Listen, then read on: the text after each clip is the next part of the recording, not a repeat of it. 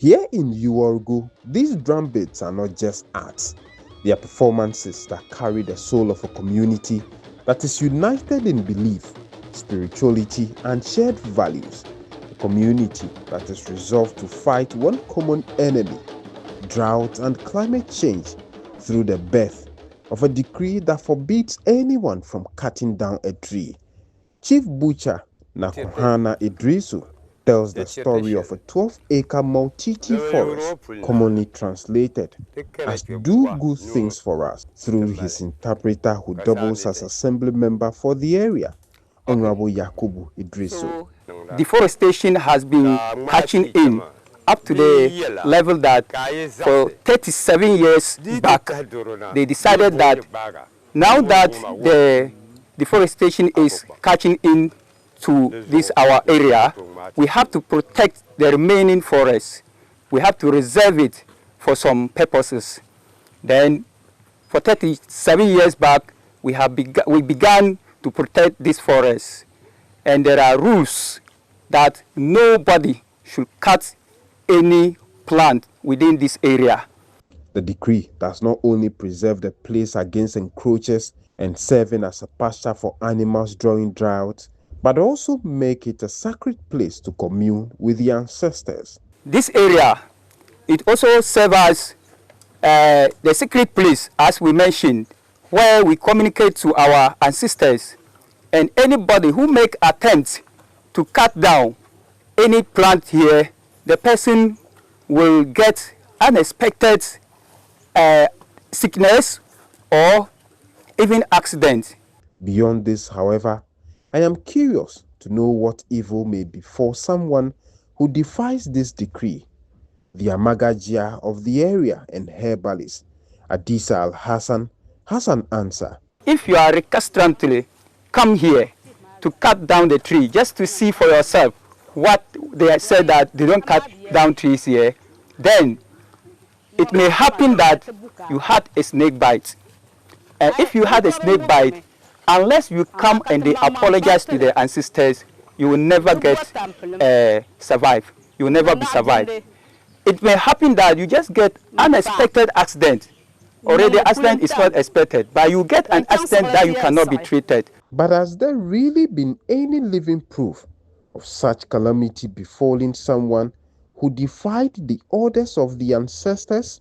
One of our sister who came here and fell down a tree.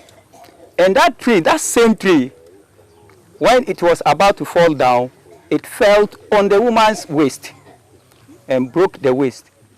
And at the end of the day, that woman became a mad woman. She's no more.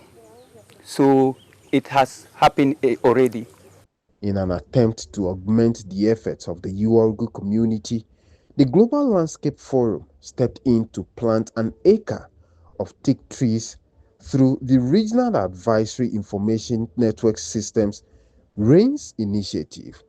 Member of the GLFX Tamale team, Kamal Mohammed, said they are exploring how to expand this project by planting more economic viable trees into forests. Going into the future, we have come across different tree species that we can promote. For example, I was discussing with the team from GLF that it's important for us to try to see how we can promote the share tree. That is a wild tree that has been propagated or grown around here. We can replicate that in these communities that we work in. Beyond this, the community has a challenge: how to physically protect what they have, and a dream to replicate the multi-tree forest at various locations to tackle climate change effect. We would like to expand these forests, but our problem is the protection now, because nowadays the animals roam around here rampantly. And then when you plant a trees, small trees, the animal will use to graze on them. So we need some protection, maybe a garden, a wire fence to guard it. Then for watering, we can do the watering. We can do all the practices that will make these trees survive. But for now, a community of about 500 dwellers who mainly survive through sorghum, maize, millet, and of course share farming, are holding on firmly to the decree of the ancestors forbidding anyone from cutting a tree in Mautiti Forest, a move aimed at preserving the little nature has gifted them and to fight climate change, a tree at a time. For Joy News, James Savaji, Yiworgu, Tamale, Northern Region. Climate Focus is brought to you by JoyNews in partnership with Youth Bridge Foundation, bridging gaps for positive youth development, and the Climate Development Knowledge Network.